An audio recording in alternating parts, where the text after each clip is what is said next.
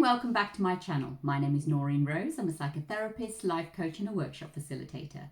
Today's video is going to be about 3 signs to spot someone who is emotionally unavailable. So without further ado, let's get stuck in. So emotionally unavailable people aren't bad people. They're not people you can't have a relationship with. They're just simply people who have developed a style of coping. We call it defense mechanism to kind of cope with what is going on in their life. And often this arises from a childhood attachment style. And again, if you don't know much about attachment styles, please do look at the other videos where I explain what the 4 different attachment styles are. So it will arise from there and they will adapt this as a coping mechanism. So the signs you're looking for, sign 1 is hot and cold. You will find that 1 minute they're okay, 1 minute they're not, and this will be consistent behavior. So this isn't something that happens just as a one-off here and there. It will be consistent with who they are.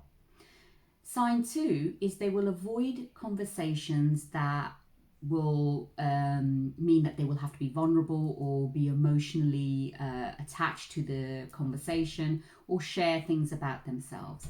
So this one will be quite consistent, and it's whenever you try to talk, they won't be available for that kind of conversation. Again, looking at why they're doing it and what the conversation you're bringing is related to is a good sign of trying to work out a way to actually communicate through it.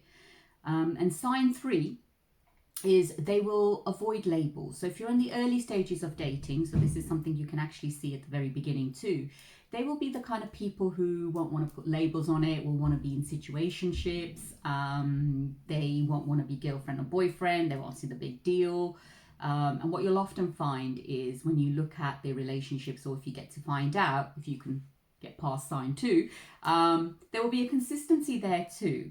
However, I have met emotionally unavailable people who have been in long-term relationships that just weren't available, which is why it didn't work out.